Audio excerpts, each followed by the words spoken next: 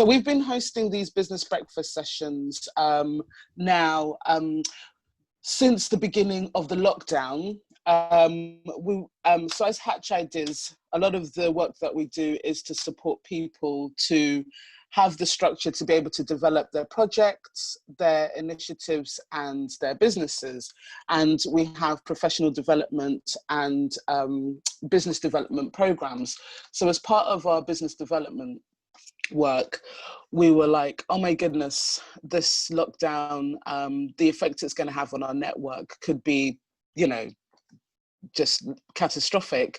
What can we do? So we set up these business breakfast sessions in order to have these small moments where you get information, insights from an expert in their field. And the information is there to support you to be able to develop resilience within your practice. And actually, we thought, let's be more positive about it. You might be there and support you to even pivot, you know, and even grow, leapfrog your business. This could be the opportunity. You can turn this, into a major opportunity to get your business to a place, to accelerate where you want to go within your business.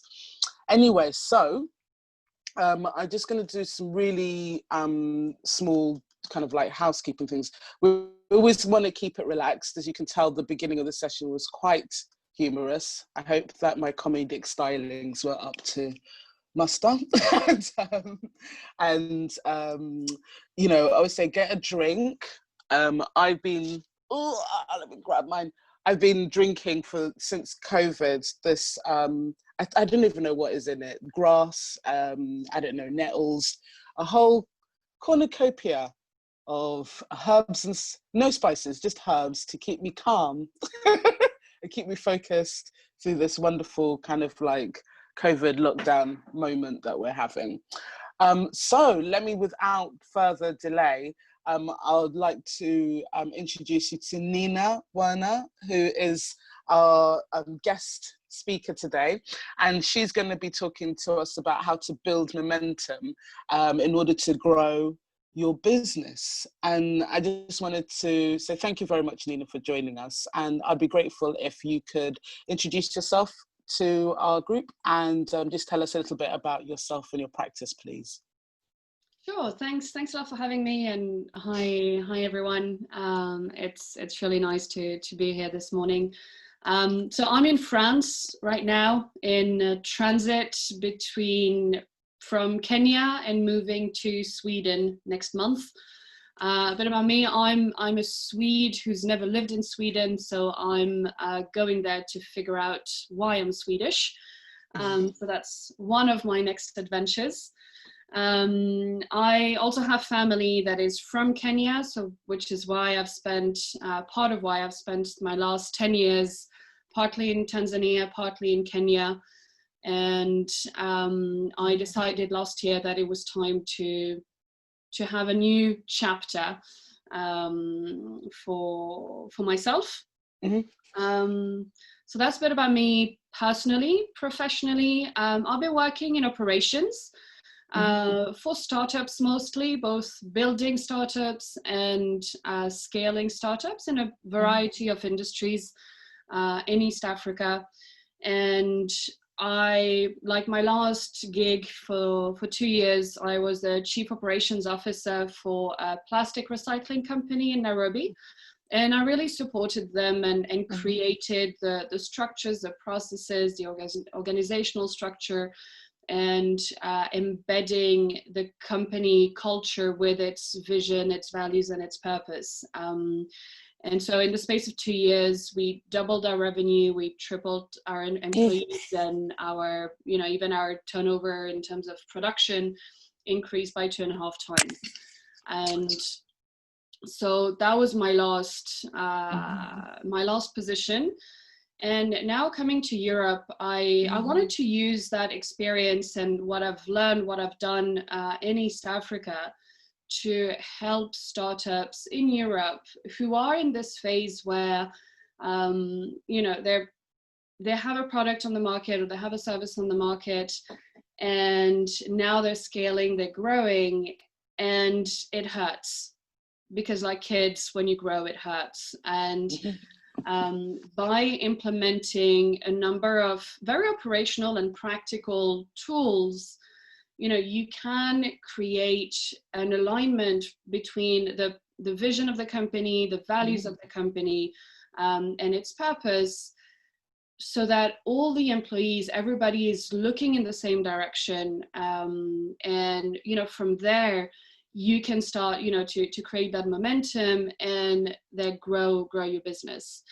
And maybe to clarify what I mean by values, vision, and purpose, how I understand it is, for me, the values, and that applies both to a company as to an individual, is, what do you stand for? What is important to you? It's not about what you learn and so on. It's really what is within you. Is honesty important to you? Is integrity important to you? And so on. Then your vision, how I define it is, the world you want to live in. What does that look like? And your purpose is your role in creating that world. Thank you very much. That's so this is exactly the reason, everybody, that we wanted Nina to be part of this conversation, because the fund for us, we understand that the guiding principles, I guess the principal concept of your company is really important to ensure that you can weather the storm, so that you can make decisions when those are in place, when you're met with challenges and when you're met with opportunities. The decision making within yourself and collectively becomes something that's a lot smoother, because you have processes in place that will be able to point you towards in the right direction. But Nina, I wanted you to speak more to that, because however clear these concepts are to us, there's still things that are incredibly intangible to other people.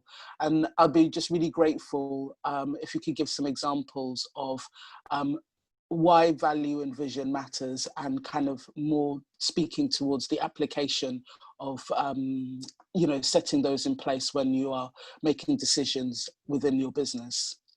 Sure. How I see it and how I've experienced it myself, both in the businesses I've built or I've contributed to, is that, that vision, which is your sort of North Star, where you're going, and the values that you share with, and that should be with all your stakeholders, whether it's your employees, it's your partners, it's your investors. It's a long-term investment, because if those values and vision are not aligned with your stakeholders, at some point or another, the relationship will break, hopefully sooner rather than later. But if you don't speak that same language, like, let's say integrity is really key to your business and to yourself. If you're suddenly dealing with someone whose integrity might be present someday, but not present some other days, eventually that's going to create a lot of friction. And so your foundation, the ground you're building your business on, is not going to be solid, so that you can build and build and build, but if at the foundation that is not strong and is clear and communicated with the stakeholders, the whole structure can just fall apart if that falls apart. Absolutely hear you. I mean, it's super important that if your values and your vision are clear in terms of bringing other people towards what you're doing, they can inadvertently be saboteurs because they're pulling in a different direction, even ever so gently. It could be like, the Jenga moment sort of thing. What I was actually thinking about was when I was younger, I had this really clear vision for doing an African festival in central London, and it was so clear, it was so pure, and my values. I mean, I didn't even think to even list them at the time, but they were just in me, that I was able to attract people and also deter people. And this is the thing that was quite important, where people will deselect themselves because they don't want to be part of your vision, and they don't share the same values as you. And it was quite nice because they kind of opted themselves out of my way. And I was then able to kind of like move at such a rate that I went from doing club nights with 200, 500 people to doing festivals with 40,000 people in the space of 12 months, which is just unprecedented. But I really do believe that when you do have your vision and your values are really sure and clear, it really does enable you to progress really quickly. However intangible this sounds, it's like your subconscious speaks to you and you can pick and choose opportunities that are right for what you're trying to do. I wanted to ask you if we could just go back a little bit more in terms of how you set your vision and how you recognize and identify your values, please. Sure. So, for me, like right now, personally, I just launched Align the Dots Coaching and Consulting. It was kind of an idea that I've been having for quite a few months, and I ended up launching it much sooner than I expected. With this whole situation, it just fell into place in that sense. And it does take some time to have a clear vision, and it was hard for me. I'm not a visionary. I think you have different kinds of people who, if they could go to the moon, they would. And they see these crazy opportunities everywhere. And they see solutions for the future that nobody else can see. That's your typical visionary persona. I'm the opposite. I'm what we call an integrator. So if you share your vision and I find it fantastic and I really believe in it, I'll make sure it happens. So I'll be my hands in the dirt, making sure that it happens. So it's very hard for me to have that kind of long-term, big picture vision. And what, the work that I've been doing on myself and for myself for the last years has led me today to feel like, my vision is to kind of elevate the collective consciousness so that we can create a world where we can sustain our species and all species that should be here. Right? But that's, that's very intangible.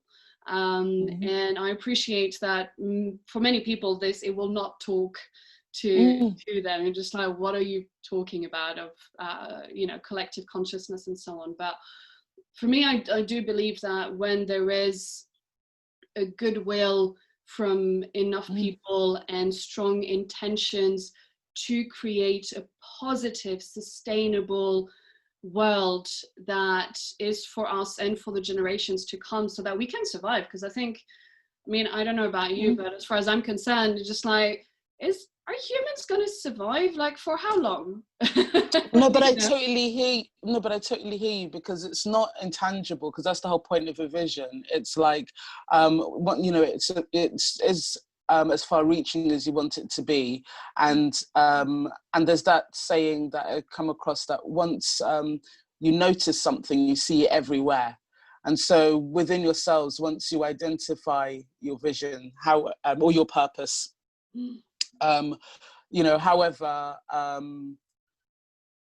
however intangible it might seem, or insurmountable, the point is that you're assisting your decision making, you're enabling yourself to be able to pick up all the information that you need to be able to do tangible things to work towards realizing that vision. But equally, which I think is really important, that you are there to attract or repel, attract those that will help, and repel those that might not have any alignment with what you're trying to do. So I mean, I've never been one to be that interested if people are for or against my vision. You know, it's like, it's my gift that I was given to sort of like do with, sort of thing, just as long as it's not too heinous. No, for sure. But my vision for and you know, I eating think all the cake in the world. Yeah. And you know, I think once you're able to articulate somehow that vision, and that vision will evolve over time because we evolve, we change, right? But and that's something to accept. And once you have that sort of direction, and you know, in a year's time, in 10 years' time, maybe my vision will be different, but by being able to articulate and communicate that vision, then my purpose became much easier to articulate, because it's, okay, what is my role to create that world? What can I do personally as me, Nina, to elevate the collective consciousness so that we can have a more sustainable world? Well, what am I good at? I'm good at, you know, building foundations for businesses that I believe in, and the businesses that I believe in are the companies that are doing well by doing good. That's, you know, that's who I am. And I want to work with people who have that drive and that ambition to be part of that, to create that, you know, a company or even just individual action. So that's why I love to work with entrepreneurs, and I coach entrepreneurs. Right? That is my way of creating that world. And that's, there you go, there I have my purpose, right? Yes. And then my values is, you know, what do I want, if I have a conversation with someone, what do I want them to feel about me? What do I want them to know about who I am genuinely? And you know, what came up for me was, I want people to feel like I'm trustworthy. I want people to feel that I'm kind. And I want people to feel that I'm also very powerful, but not in a, you know, oppressive, do you mean? yeah, exactly. Or, Just like, demonstrative way, but actually in a purposeful kind of exactly. Like, achieving. I have a power within me that I want to share with people, and I want people to feel more powerful when they've had an exchange with me. Right? No, that's wonderful. Definitely, because value setting was something that I found very difficult to comprehend. And another way that, and I have to admit, I don't do this as much as I should do, but another way of being able to define your values is when you're going through life and someone does something that just makes you go, ah! And it's because they've stepped on one of your values, like, and you just have to be mindful enough to write that down, sort of thing. Oh my goodness, I can't believe how I don't know, one-sided that person was, or I can't believe how, you know, all those things that we've been told to not be critical and negative about people's, there for me are quite good alarm bells in terms of like the opposite. And then the one that you're talking about, which is so valuable, is if something happens to you and you're misunderstood in some way and someone stepped on one of your beliefs or your values, it's really important to make a note of that, you know. So it's kind of like, I'm sorry, I'm just trying to think of some tangible examples. I have no values, so no one can step on any of mine. No one can press your buttons. Yeah, don't add that into the chat, shall we? Have to edit that out. But but you know, there's certain injustices and that persecutions of ourselves. We have to be mindful to write these things down. They help us to identify what we feel strongly about and what our values are. Yeah, because you know, as you mentioned, it's as important to attract the right people than to repel it. And once you've actually spent a few minutes articulating you know, what do I stand for? What is important to me? What presses my buttons? Then, you know, because you bring it up to your awareness and to your consciousness, and you see it's much clearer in others. You're just like, ooh, that doesn't feel good at all. It's like, ooh, that feels very yummy. Like, yes, okay, this is, but because you brought it up, right? You knew it was always there within you, but by actually spending those few minutes and saying like, okay, what is important to me?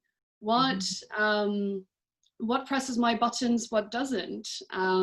Then you can create that sort of energy as well, right? Where you attract and you repel people. And your example is beautiful, how you grew within a year, right? And without even being conscious about it, it's just like people that you shared some values with, they're just like, it was like a magnet to you, right? And the ones that didn't, you know, they buggered off.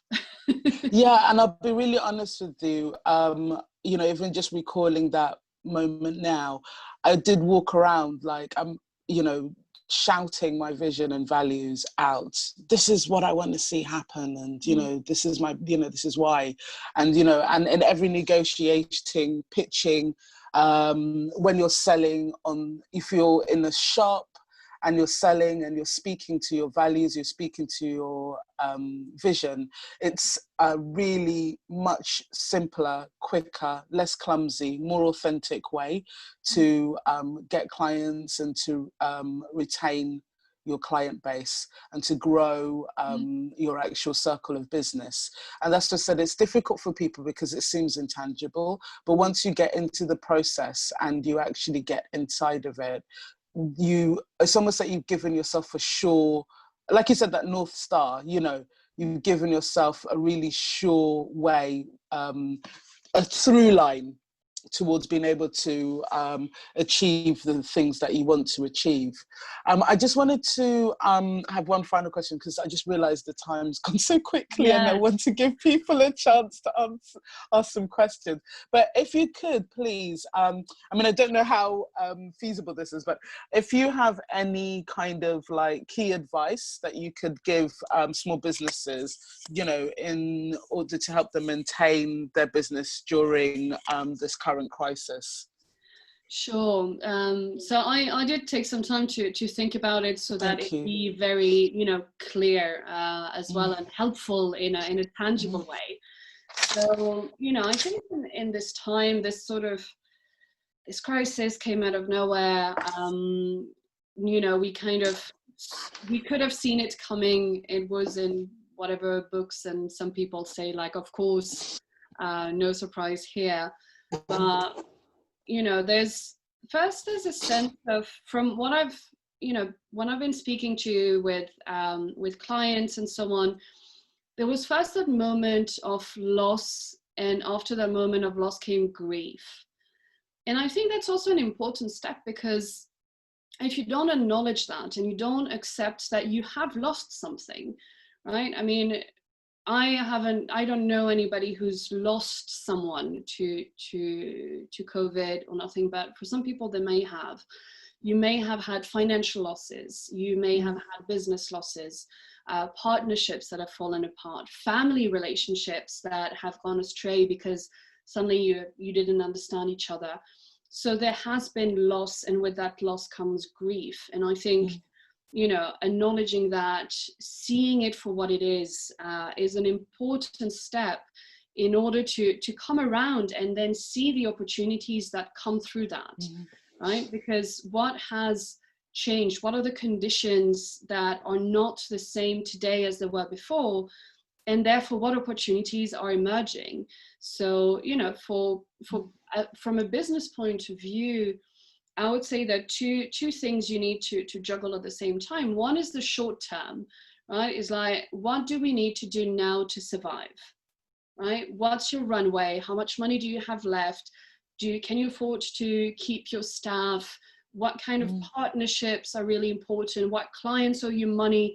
Who can you get a little bit from? Like, you know, what are those little short-term wins so that you can survive, you know, this next 3 months, 6 months, 12 months. But then there's also the long-term strategies and planning, because again, the world has changed a bit. Some of the things will remain the same. A lot of things will change.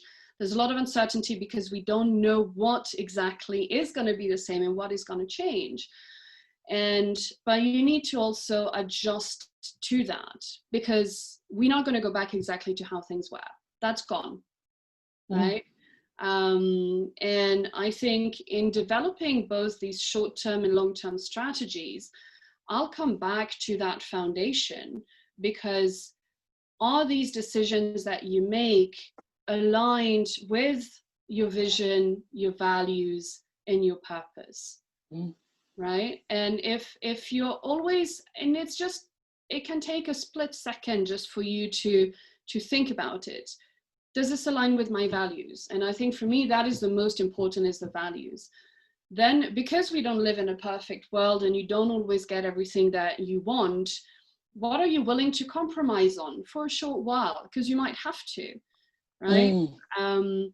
You know, sometimes you have to take a detour in order to come back stronger, and that's okay, as long as you know why and you're intentional about, okay, maybe my vision is to go in this direction and this is my purpose, but for right now I'll just go here for a bit, because that will allow me to come back, and that is okay. So, you know, you have to be able to compromise sometimes on some of the things.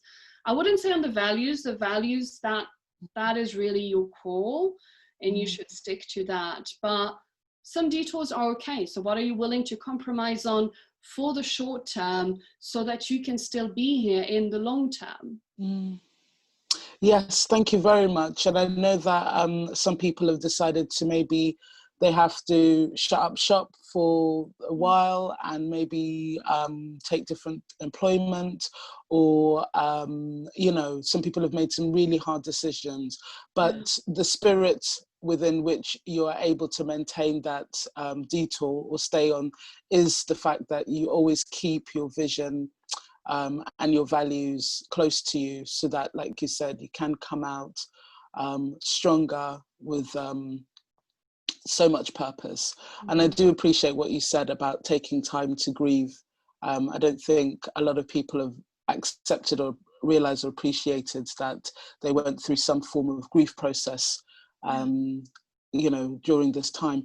Now, I've taken a lot of the time with the question, but thank you so much, Nina. Just wanted to ask, does anybody have any questions, please, that they would like to ask Nina? Or you can, if you can put your hand up, or you can type your question in. Let's have a look. Oh, hi, Emily. Yes, thank you. If you unmute your mic, please. Thank you. Cool. Thank you so much, both of you. It's really given me food for thought. It's not really a question, but more of a comment and how it really resonates for me. So we, my husband and I run a market research company. So it was born when we were living in Kenya, and then we moved over to Ghana, and now we're in South Africa. And so we specialize in doing market research across the continent, and our clients are mainly in the UK and Europe, and now South Africa as well. So it started out, it was really interesting what you said about the values, because it started out and we did all, you know, the usual suspects, people who had the money to spend. So it was, you know, Coca-Cola, booze, beauty, that kind of stuff.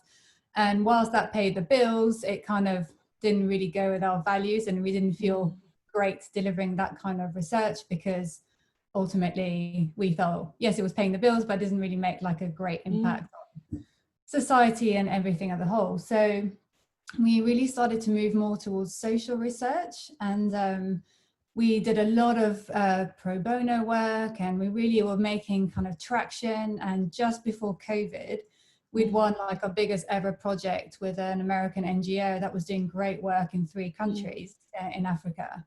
And that was like a, you know, a kind of career moment where you're like, okay, we've taken a great direction. This is the work we were meant to do, is our biggest ever project, you know, tick, tick, tick, tick. And then COVID happened and everything ground to a halt. They've not cancelled it, but they said, obviously, we can't do the work now. And so now we're at this really weird period where, and it's really interesting what you said about grief, because I had never thought about that, but we do need to kind of grieve that we lost the direction and the project and everything that we work so hard for. But now we're kind of thinking, oh, we have to, you know, the short-term survival, we do have to kind of go back to those clients who we might not necessarily want to work for, but they're the ones who are still doing work at that moment. So it's that really kind of, you know, difficult tension of, we still need to pay the bills. We had to let one person who worked with us, we had to let her go because we couldn't afford to keep her on. So that's been really difficult. So not really a question, I guess, just like this makes a lot of sense. And if you had any maybe advice or, you know, how to kind of keep going and, you know, do the detour and go back towards your main purpose. But it's just really difficult to take that first step into actually doing that. If that makes sense. No, absolutely. And thank you very much for sharing. It is hard and there's no way around it, you know, and it's just through. We have to go through. And, you know, as hard as it is, and maybe to gain clients again that, you know, you're not, say, very comfortable with, you don't appreciate what they're doing and what they're going to do with your data. I mean, I know it. I worked kind of accidentally in online gambling for a year. So that did not feel good at all. But, you know, as long as you know why you're doing it, it's, you know, accept it. Try to accept it, like, this is why, you know, it's ideally you'd like to give yourself, okay, we'll do this for 6 months or 12 months and that's it. It's not always easy because we are also in so much uncertainty, but you can give yourself some kind of milestone saying like, right, when, you know, this contract with this NGO, we get the go ahead from them, then we can sort of wind down the other contracts and so on. And yes, it just, you know, live with that discomfort because you know that it will only last for a little while. But I also wanted to add that I always see this as an opportunity as well.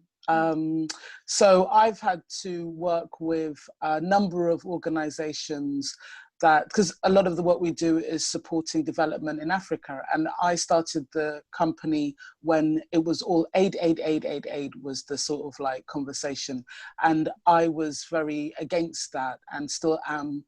It's really against my values. And it's about, you know, I'm very much about supporting people to enable them to be able to kind of fulfill their potential. And so by working actually with these really draconian organizations that were causing more harm than they were good, I actually came in and started to shine a light on actually how bad they were, in the sense that how ineffective they were, by being able to create programs that could show people that there was another way. And I'll go back to the festival did in London, whereby people used to program events that were presented African culture in a very two-dimensional and incredibly patronizing and actually very ugly kind of way, you know. And so I occupied their spaces and I was able to actually work with them and create a program that was so much more spirited, so much more honest, so much more in line with my purpose and, you know, my vision and my values, that they then themselves started to modify their programs and realized how culturally lazy they had been, and that they could do so much more with their resources in order to achieve their aims. So don't, you know, stick your visions and values, especially as a social entrepreneur, are the space that you're going to go in now. There's a reason for that. And you should really very much, I think, use that to keep pushing your vision along. I just wanted to bring in, Hannah has a question, and her question is, I have a question, please. I run a sesame and almond oil business, and my question is, how often should pricing be compromised, especially in periods when the economy seems to be at a low ebb? Thank you. Thanks, Hannah, for the question. I mean, I think that I don't have the answer that you'll have to figure it out on your own. But you know, it's really about looking at what are your expenses, what can you streamline, what can you be spend less on, and then see what can your clients afford. Right? What is the marketplace? It really much depends on where you're at. Can you afford maybe to go at a loss for 2-3 months? Can you afford that? If not, can you invest a bit in more business development and trying to find other buyers who can afford your pricing? That very much depends on your financial structure, your you know, the savings you may have or not, and what is the negotiation power that you can have with your clients. It speaks, I think, to what you were saying, Nina, about short-term and long-term. Yeah. So, you know, the short-term thing is definitely, absolutely, what can you afford to lose, really? But then there's the long-term aspect of it, whereby you could give people payment, you could spread payments, or you could create some kind of experience that people might have in 6 months' time, where you get them to book and then they put a down payment that they can afford now, and then they can pay the rest when, you know, things are much more financially stable for them, but at least you know that you're drawing in some money. So yeah, it also tends to be a good time to innovate. I mean, I found, you know, whenever we were really struck on cash, I mean, there was a point, we just like, we don't know how we're going to pay our staff. We had a daily ledger with, you know, how much we could spend that day. But that's also when you find solutions that you would never had thought of if you were not that squeezed. So I know absolutely nothing about the sesame and almond oil manufacturing process and all of that, but maybe there are some side products that someone might find valuable, you know, maybe for cheap, that is a waste for you. Maybe there are some byproducts you can do. Maybe there are some applications of sesame and almond oil that you hadn't thought of before that someone might be interested in. You know, this is also, it tends to be a time where you think a bit outside the box because you're cornered, right? So kind of lean into that creativity and innovation as well. I really like that. Thank you, Nina. And then we've got another question from Hannah, which is, what are the measures to put in place in communicating the vision of the business to my clients?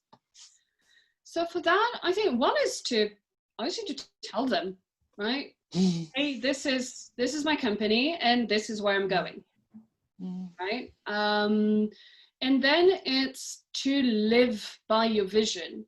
Again, so that everything that you do, both in terms of your long-term strategy, your short-term strategy, speaks to that vision, right? That's why, you know, taking those few minutes every once in a while and think like, wait, what I'm doing right now, like this email that I'm sending, that proposal I'm sending, that the websites that you have, the marketing material, the way you're communicating, does that speak to my vision? Right? And I want to say it's a long-term investment, because it's the accumulation of all those little things that you do on a daily basis that, you know, will make your clients feel like, yes, you know, this is their vision, this is where they're going, and all the things that they do along the way speaks to that vision.